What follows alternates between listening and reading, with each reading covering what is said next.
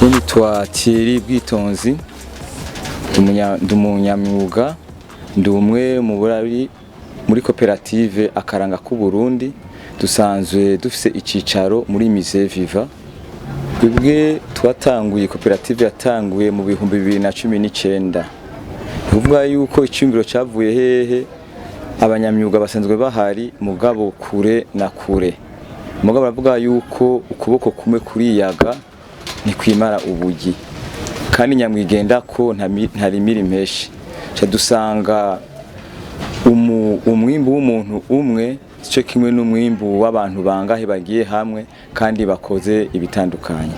Cyo gituma rero twaciye twivuga tuti reka tuje hamwe, kumbure tusangire ibindi vyumviro, duhane, umwe ashobora kubabona kure undi atabona kure, twese tubonere kure cyarimwe. Icyo nicyo cyumviro nyamukuru twashize imbere.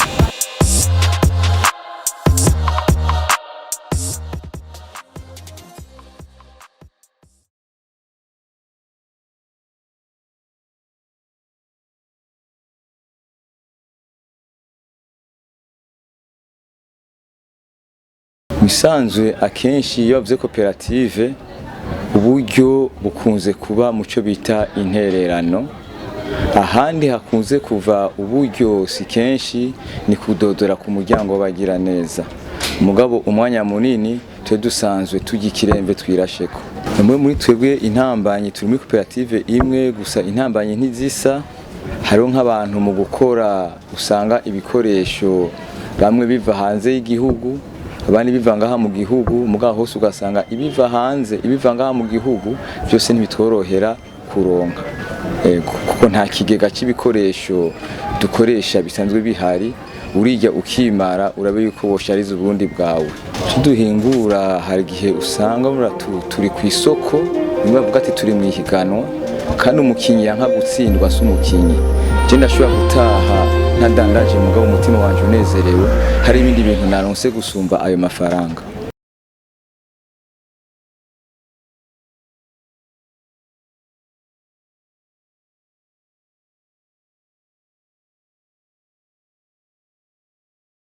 Bakunze kuvuga ko abarundi tuzimba ibintu by'iwacu, tuzimba abarundi bagenzi bacu.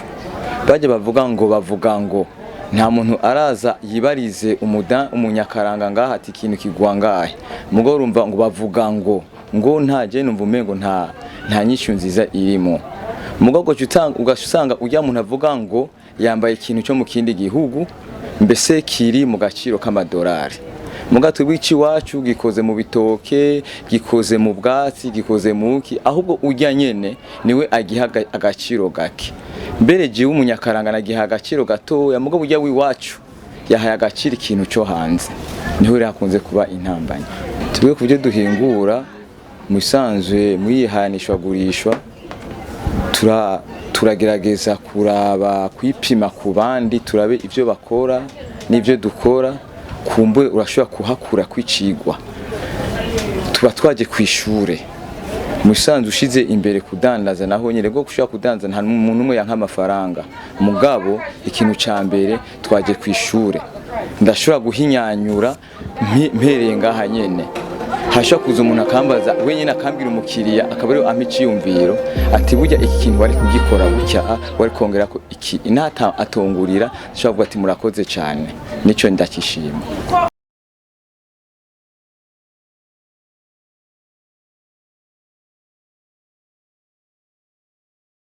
Jambo no shobora kubwira abariko baradukurikirana, kenshi je nkunze gukangurira ugwaruka guno munsi rwakunze kurera amaboko, rwakunze kwicara ataco bariko barakora, ugasanga arindiriye gukora kumbura ico yize, n'utize ugasanga ati jewe sinize mba ndiko ndakora.